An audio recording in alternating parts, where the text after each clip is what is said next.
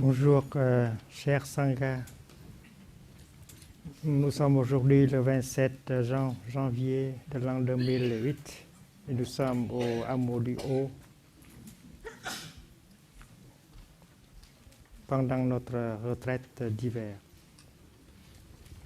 Vous connaissez déjà le nom du futur Bouddha.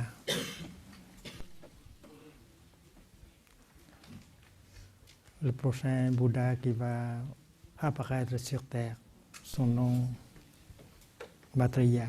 Maitreya, ça veut dire l'amour, le Bouddha de l'amour.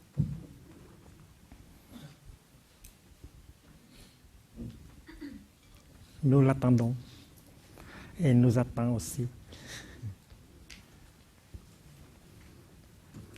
Pour devenir un Bouddha, qu'est-ce qu'il faut faire? Est-ce que c'est difficile de devenir un Bouddha? Le Bouddha est un être éveillé. C'est une personne qui a développé sa connaissance et son amour à un niveau très haut, sa vision profonde et sa grande compassion peut aider beaucoup de gens dans le monde.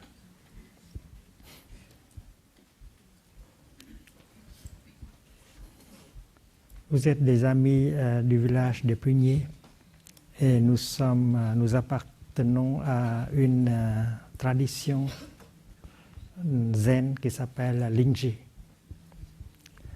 Le maître Lingji a dit que pour être un Bouddha, il faut être un être humain. La condition fondamentale pour devenir un Bouddha, c'est être un homme ou une femme. Et quand vous devez devenir un Bouddha, vous restez un être humain. Donc, le Bouddha et l'être humain sont deux côtés de la même entité.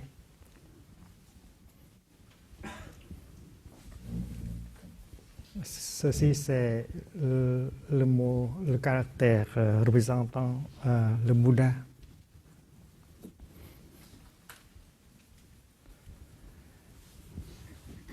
Et ceci,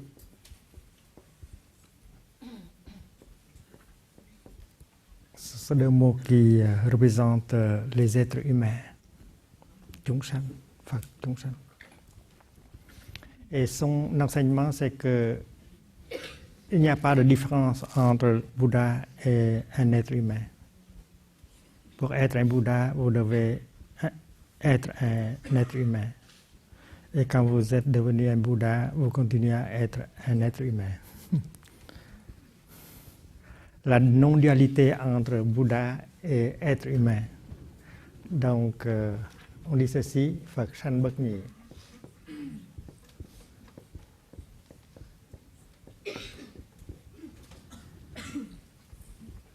Bouddha, être humain, Bouddha et être humain ne sont pas deux choses différentes. Il y a un Bouddha en vous.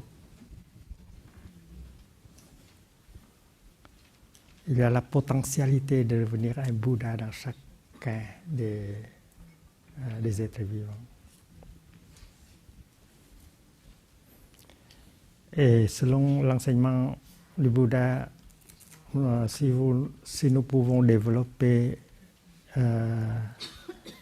les trois sortes d'énergie de base en nous, alors le Bouddha en nous va se révéler pleinement. Et les trois énergies, c'est la pleine conscience, la concentration,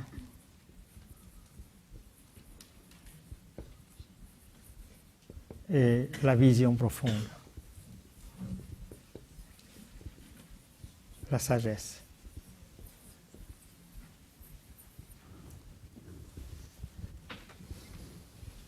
La pleine conscience, c'est Smriti,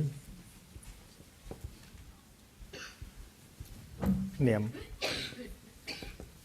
La concentration, c'est Samadhi.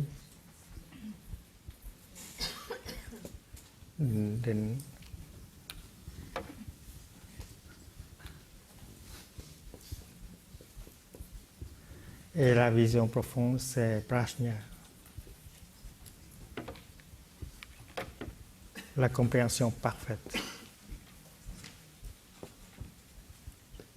Et ce matin, les monastiques ont chanté ensemble le sutra du cœur sur la Prajna Paramita, c'est-à-dire la sagesse qui vous amène à l'autre rive, la rive de la non-souffrance.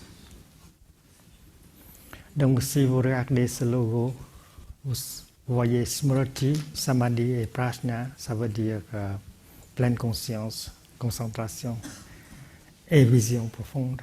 Ce sont les trois énergies de base qui font un Bouddha. Et quand nous regardons en nous-mêmes, nous réalisons que nous avons ces énergies-là. Nous sommes capables d'être en pleine conscience. Nous sommes capables d'être concentrés. Et nous sommes capables de comprendre. Quand on respire, et si on porte son attention sur la respiration, l'énergie dans la pleine conscience se manifeste. On est conscient de sa respiration.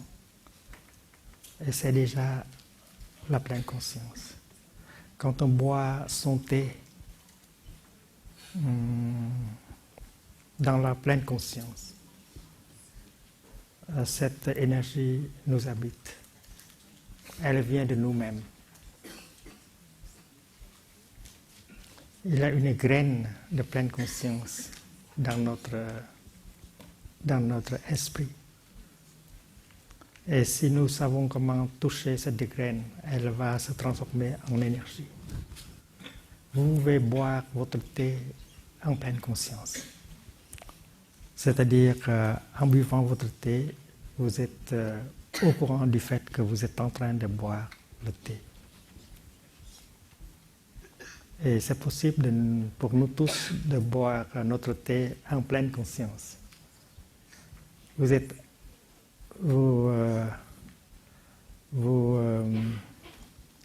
portez votre attention sur le thé, sur le fait que vous êtes en train de boire votre thé. Voilà, la pleine conscience est établie. La pleine conscience se manifeste de notre base d'esprit et devient une sorte d'énergie. Et vous pouvez conserver cette pleine conscience, cette énergie de pleine conscience aussi longtemps que vous voulez. Organiser une séance, une cérémonie de thé, c'est pour quoi faire? C'est pour apprendre à générer la pleine conscience, générer l'énergie de la pleine conscience et pour pouvoir la maintenir pendant longtemps. On peut passer 1 heure et 1 heure et demie en cérémonie de thé. Et pendant tout ce temps-là, la pleine conscience nous habite.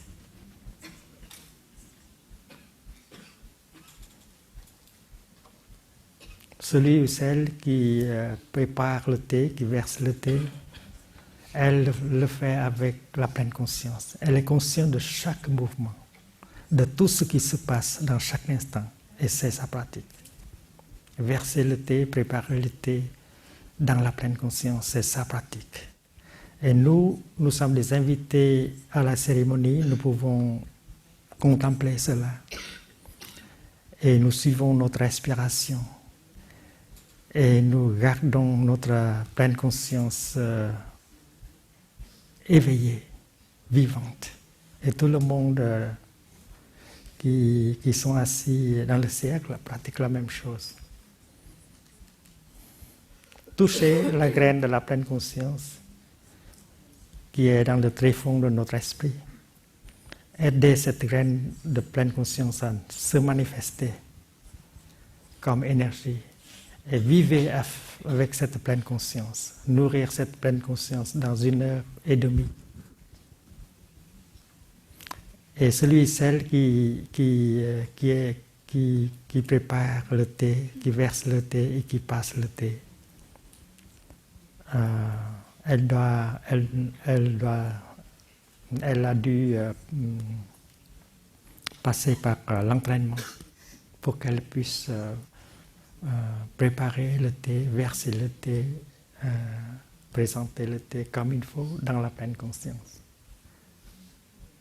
C'est un art, c'est une discipline et c'est très beau, la pleine conscience.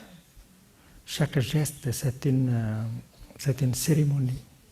On ne veut pas faire de cérémonie, mais parce que quand on est habité par la pleine conscience, tout devient un rite, une cérémonie.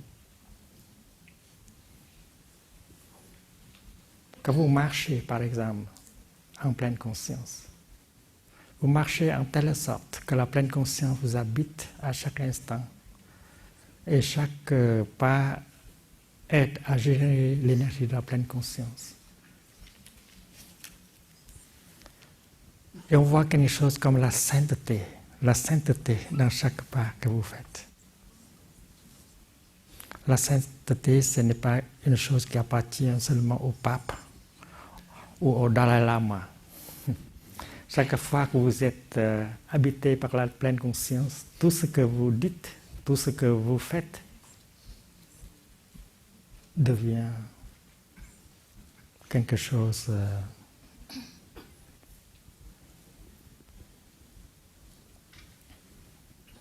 qui a affaire avec la sainteté.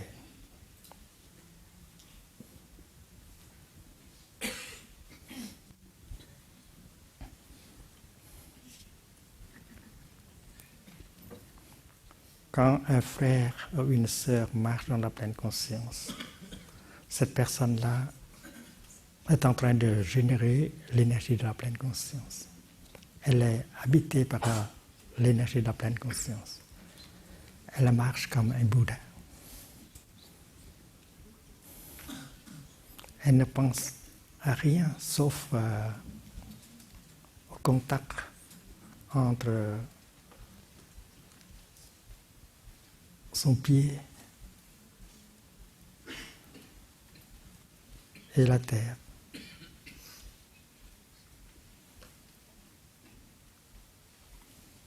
Vous êtes concentré entièrement sur le contact entre votre pied et la terre. Et marcher comme ça, c'est marcher comme un Bouddha.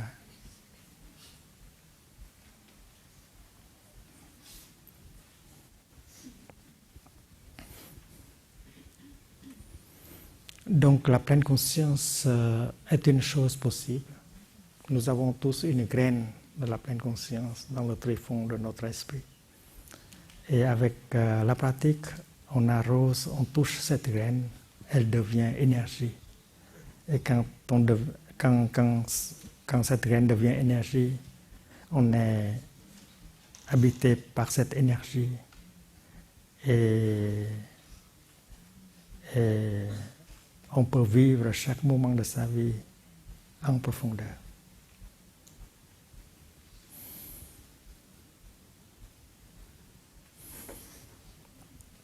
Donc une cérémonie de thé, c'est une pratique.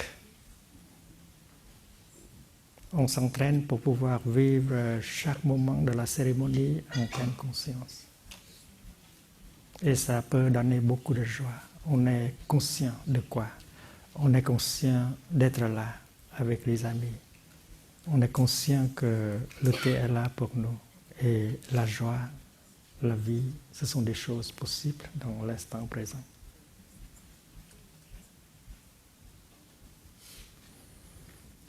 Et comme on est en pleine conscience, son esprit est concentré.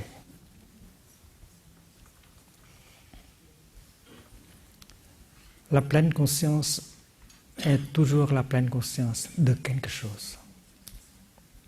Quand vous faites une inspiration, c'est si vous portez votre attention sur l'inspiration, l'inspiration devient l'objet de la pleine conscience.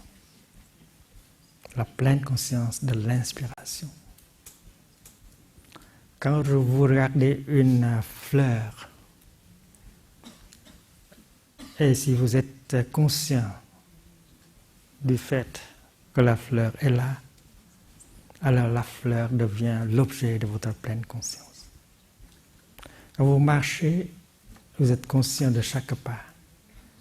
Et chaque pas devient l'objet de votre pleine conscience. Ça veut dire la pleine conscience a toujours un objet.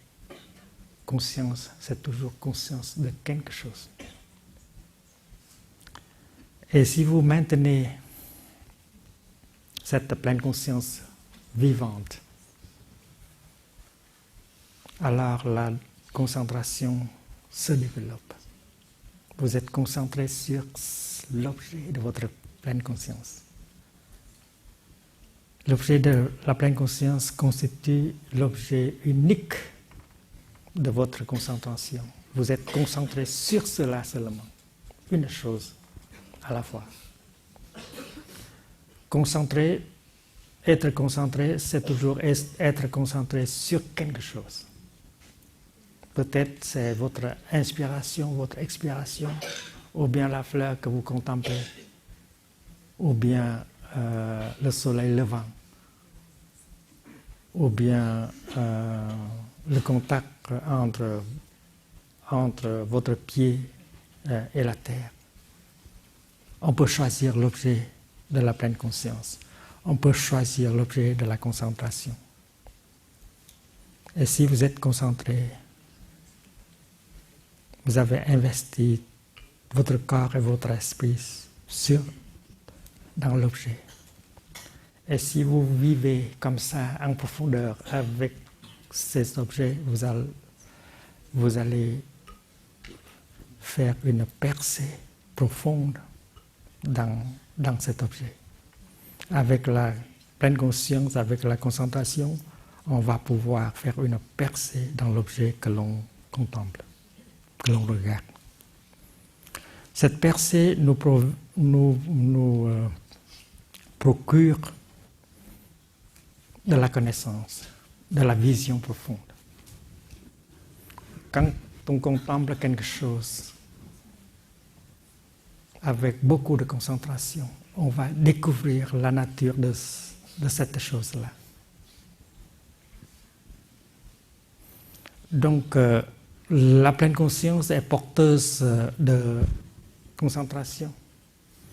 Avec la concentration, on peut faire une percée dans la réalité et on va acquérir une vision profonde de cette réalité. Et cette vision, c'est cette vision profonde qui nous sauve, qui nous libère, qui nous guérit. Dans le bouddhisme, on parle du salut comme fruit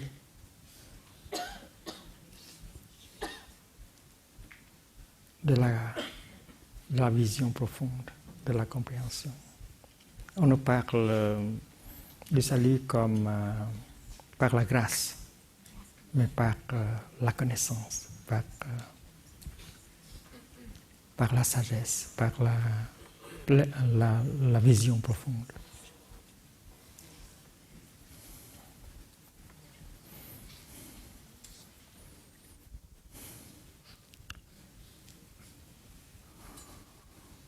Et quand vous avez cette vision profonde en vous, si vous êtes habité par cette vision profonde, cette connaissance parfaite,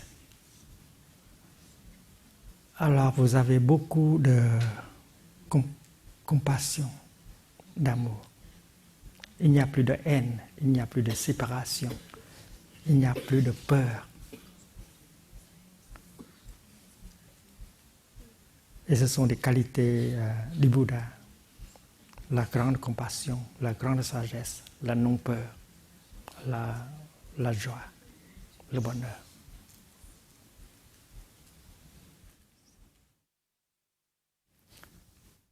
Donc, si vous voulez chercher le Bouddha, l'endroit le plus sûr, c'est vous-même.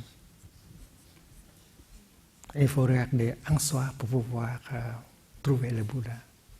Et c'est ce que le maître Linchi nous a dit des milliers de fois. Il ne faut pas chercher le Bouddha ailleurs. Il faut chercher le Bouddha en vous-même.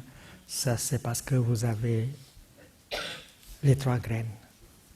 La graine de la pleine conscience, la graine de la concentration et la graine de la sagesse parfaite. Il faut avoir confiance en soi-même.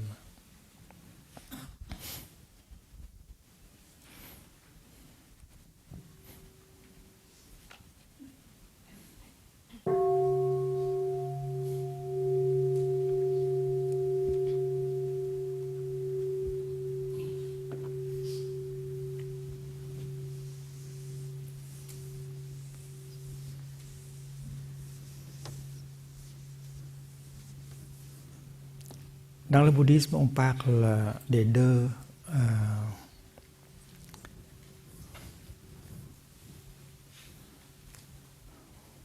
dimensions de la réalité. La réalité a 2 dimensions. La dimension historique et la dimension intime. Quand vous pensez que vous êtes un être humain, vous n'êtes pas un Bouddha, il faut du temps pour vous de devenir un Bouddha, vous pensez en termes de dimension historique.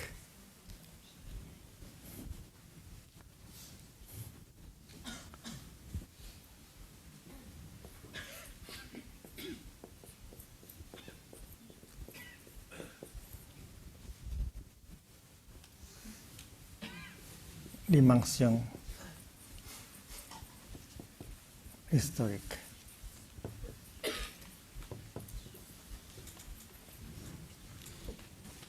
L'histoire doit avoir un commencement et une fin et un déroulement. Et le temps qui s'écoule.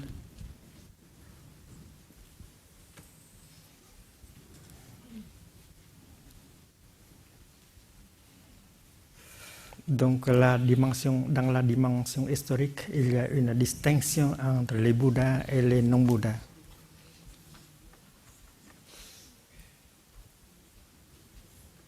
Vous n'êtes pas encore un Bouddha, vous avez besoin du temps pour en devenir un.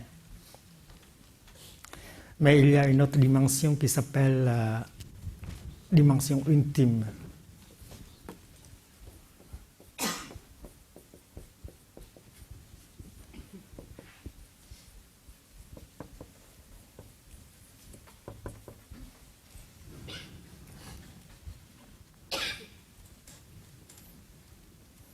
Et si vous passez dans la dimension intime, vous voyez les choses tout à fait différentes. Et vous pouvez faire cela maintenant. Dans la dimension intime, vous êtes déjà un Bouddha. Dans la dimension intime, il n'y a pas de temps. Le temps, c'est une invention de l'esprit humain. Et la science moderne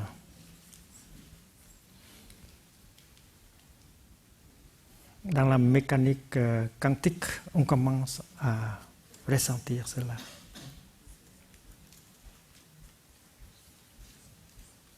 Dans le monde subatomique, les particules agissent comme s'il n'y a pas de temps.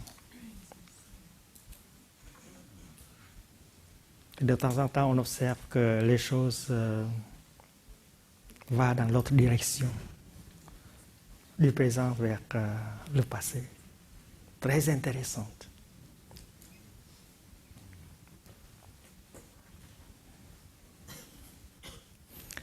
Dans la dimension intime, vous êtes déjà celui ou celle que vous voulez être.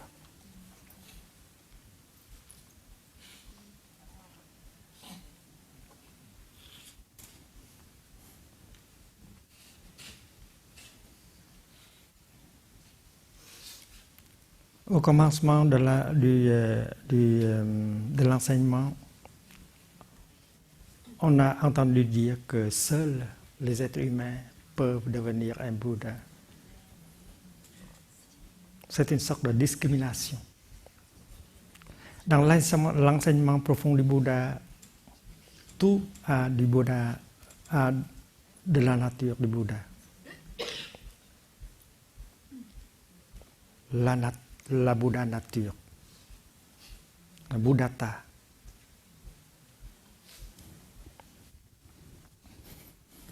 Phật tánh.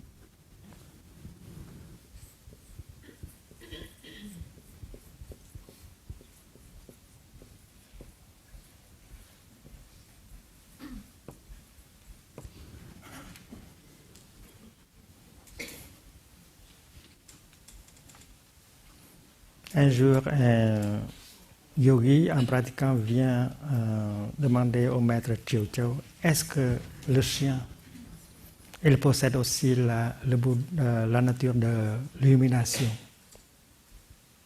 Et le maître dit, oui. Une réponse à l'affirmative. Un chien aussi, il possède la nature de Bouddha. Il peut devenir un Bouddha. Et comme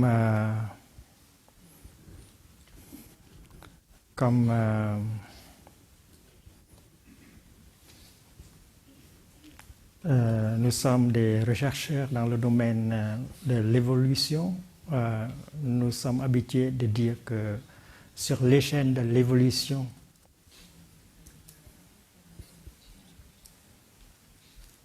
il faut que les animaux doivent évoluer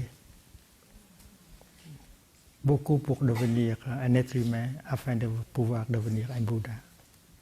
Avant de devenir un Bouddha, le chien doit devenir une personne, tout d'abord. C'est ce que l'on pense dans la dimension historique. Mais dans la dimension intime, le chien est un Bouddha. La cigogne est un Bouddha. Le rocher est un Bouddha. Le nuage est déjà un Bouddha. Tout est parfait, tout est parfait. Il n'y a plus de temps. Ça dépend de votre manière à le voir. Le chien n'a pas besoin de devenir un Bouddha. La cigogne aussi, le crapaud aussi, le nuage aussi. C'est tout à fait merveilleux d'être un nuage, une cigogne ou un nuage. On peut voir la nature du Bouddha partout. Tout est parfait. Donc, dans la dimension historique, on cherche, on se tracasse, on court, on veut une compétition.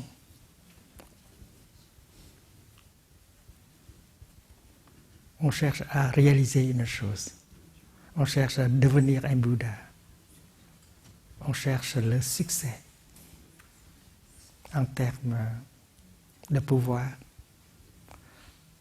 en termes d'argent, en termes de renommée, etc. Mais dans la dimension intime, tout est parfait. On n'a plus à chercher. C'est merveilleux d'être soi-même dans le moment présent. Imaginez une fleur de lotus qui se manifeste à la troisième semaine du mois de juin. Au village de Prunier, chaque hameau a un mare de lotus. Et chaque 2 ans, on organise une retraite de 21 jours. Et toujours au 3e mois de juin, à la 3e semaine du mois de juin, la première fleur de lotus se manifeste.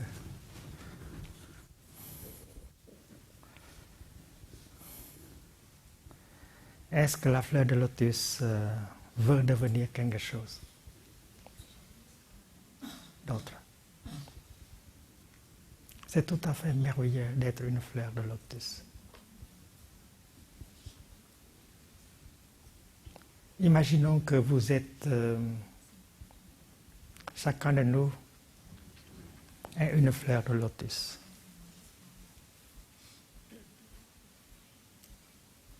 Dans le jardin de l'humanité, chacune de nous est une fleur véritable, très belle. Et nous pouvons sourire comme des fleurs. Nous pouvons être fraîches comme des fleurs. Regardez les enfants. Ils sont des fleurs véritables. La face de l'enfant, c'est une fleur. Sa bouche, ses yeux, sa petite main, ce sont des fleurs.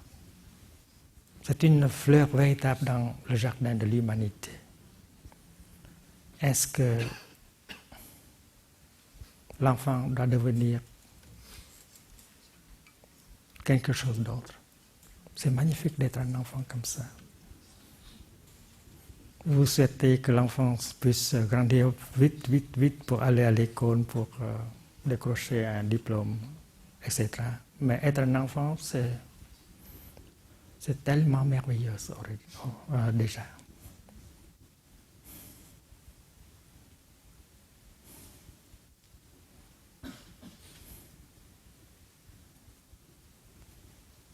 Et quand l'enfant parvient à l'âge de l'adolescente est aussi merveilleuse, comme ça. Il faut se réjouir de soi-même, de l'instant présent.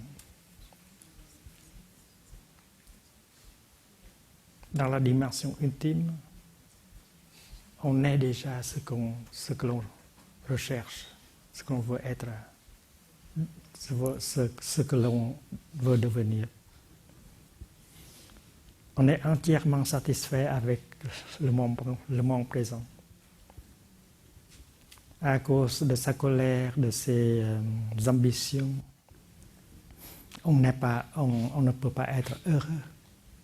Alors la liberté de ces afflictions-là, c'est une chose qui nous aide beaucoup à nous réjouir de ce que nous sommes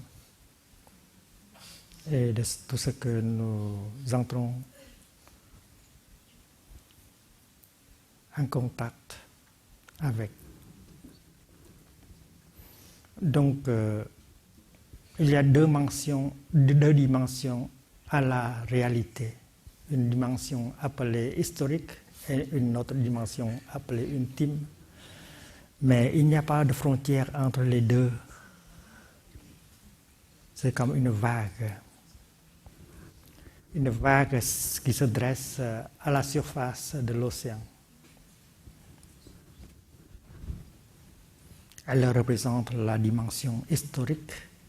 C'est parce qu'elle a un commencement, une montée, une descente et une fin. Et cette vague-là peut se comparer avec les autres vagues. Je suis plus belle, je suis plus haute, etc. Ou je suis moins belle. Il y a des complexes de supériorité, de complexes d'infériorité, d'égalité, etc.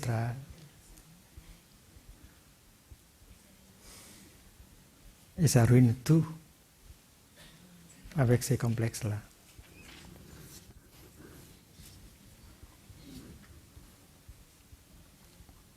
La vague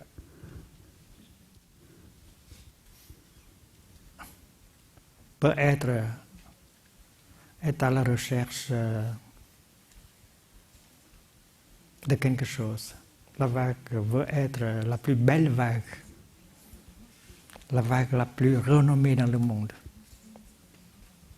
Ou bien la vague est à la recherche de sa propre substance, sa propre nature. Ça dépend. Dans le cas où la vague veut rechercher sa propre nature, alors elle veut découvrir le fait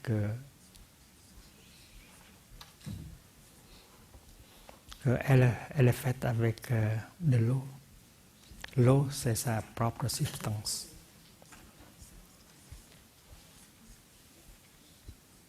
Sa fondation, c'est l'eau.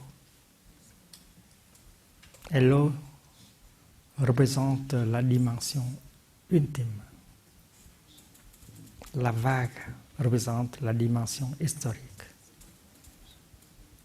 Est-ce que la vague doit aller très loin pour pouvoir chercher l'eau? Non. La vague doit chercher l'eau en elle-même. Tout à fait comme nous. Est-ce qu'on doit chercher le Bouddha ailleurs? Chercher la nature du Bouddha ailleurs? Non. La nature du Bouddha est en nous. Donc, le fait, c'est que la vague peut très bien vivre sa vie comme vague. Et en même temps, elle peut aussi vivre sa vie comme eau. Et le moment quand la vague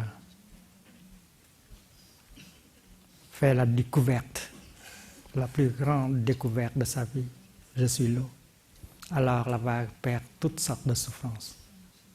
Il n'y a plus de complexe. Pour une vague, il y a un commencement, une fin, une montée, une descente, mais pour l'eau, il n'y a pas de commencement, il n'y a pas de fin, il n'y a pas de montée, il n'y a pas de descente. Elle a non peur.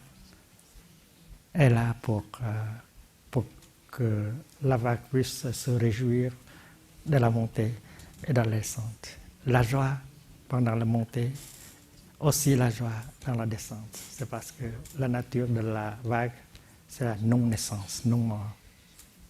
Une fois, elle peut toucher sa propre nature, sa nature véritable. L'eau, elle perd toutes sortes de complexes, de peur. Et où ça, la dimension intime, elle est là dans la dimension historique. Et si on touche la dimension historique profondément, on touche aussi la dimension intime. Et la dimension historique n'est pas une chose séparée de la dimension intime. Quand on touche la vague en profondeur, on touche l'eau. Donc vivre chaque moment de sa vie en profondeur avec la pleine conscience, c'est de toucher toujours la dimension intime. Et on peut être le Bouddha dans l'instant présent.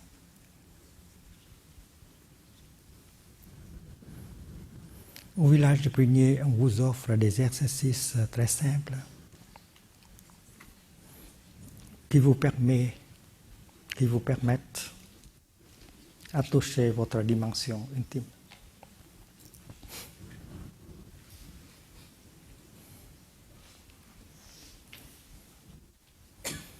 Par exemple, dans une méditation assise, l'idée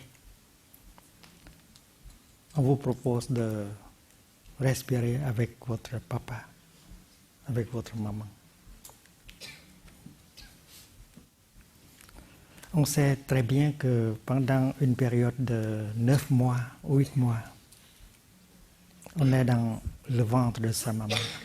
Et sa maman respire toujours pour nous. N'est-ce pas? Elle mange pour nous. Elle respire pour nous. L'oxygène. Elle prend de l'oxygène. Et nous, elle passe de l'oxygène à nous. Jour et nuit, la respiration. Dans une position assise, vous pouvez pratiquer comme ceci. Maman, est-ce que tu peux continuer à respirer pour moi? Et vous invitez votre maman à faire une inspiration avec vous. Et c'est une chose facile à faire, c'est parce que votre maman est encore vivante en vous, dans chaque cellule. Vous êtes une continuation véritable de votre maman. Elle n'est pas morte. Elle n'est pas ailleurs. Elle est en vous. Donc c'est facile. C'est très facile.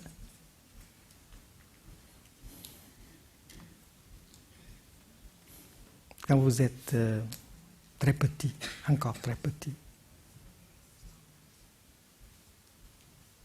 elle vous a pris dans ses deux bras. Elle vous caresse. Il y a des sensations de sa part. Il y avait des sensations de votre part. Et ces sensations-là, vous pouvez les revivre. Cette main est votre main, bien sûr. Mais il y a la main de votre maman dans votre main. C'est une chose tout à fait scientifique.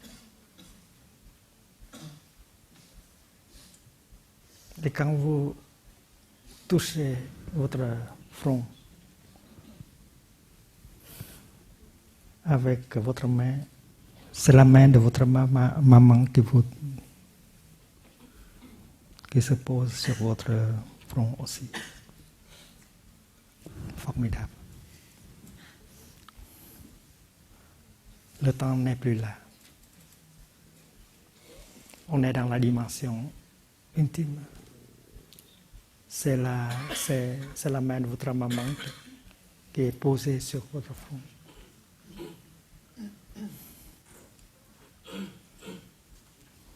Est-ce que c'est votre main ou bien c'est aussi la main de votre maman ou de votre papa?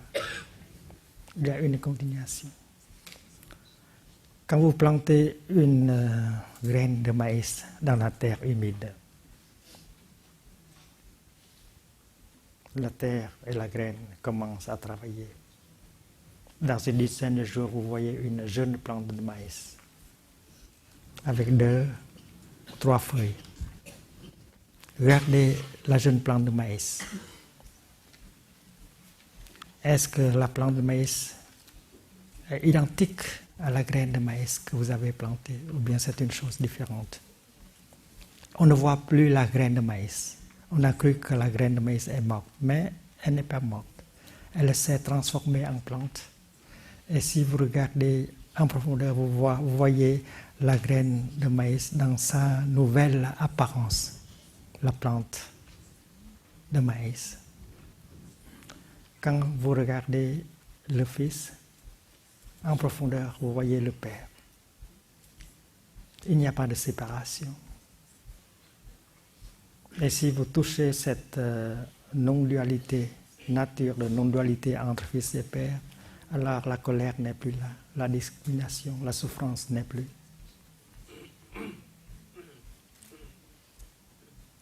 Donc, c'est un pas fait dans la direction de la sagesse pour toucher la dimension intime. Tous nos ancêtres sont encore là vivants dans chacune des cellules de notre corps. Et on peut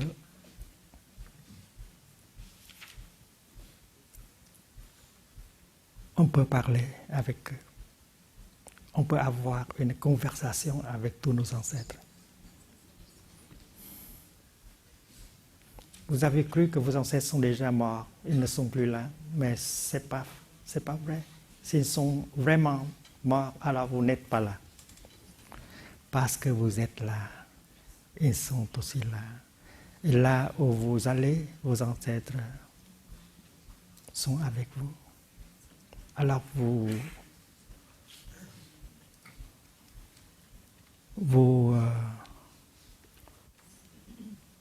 portez en vous des multitudes,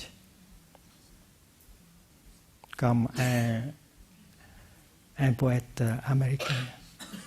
Je suis grand, je contiens des multitudes. I am large, I contain multitudes.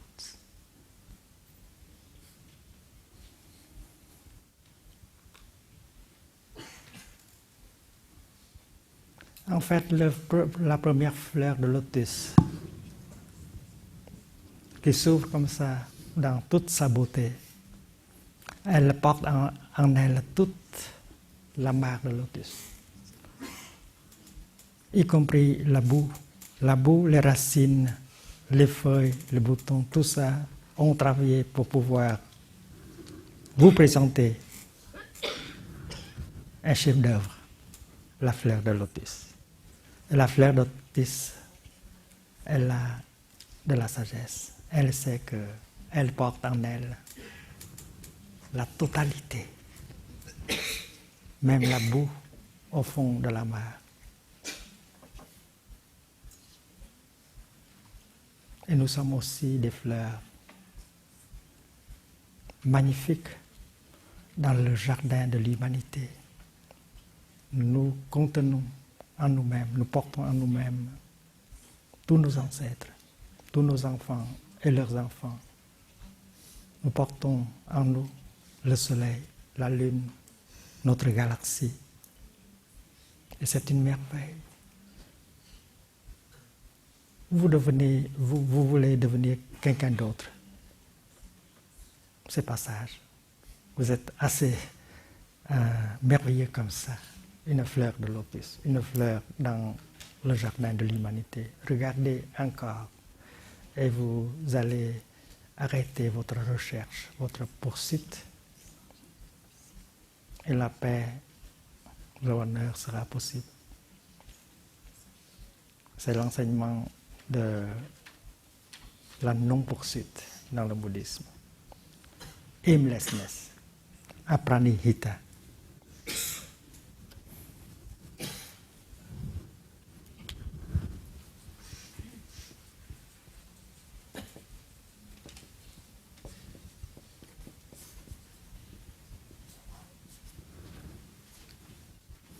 On revient dans une demi-heure pour le lion d'or.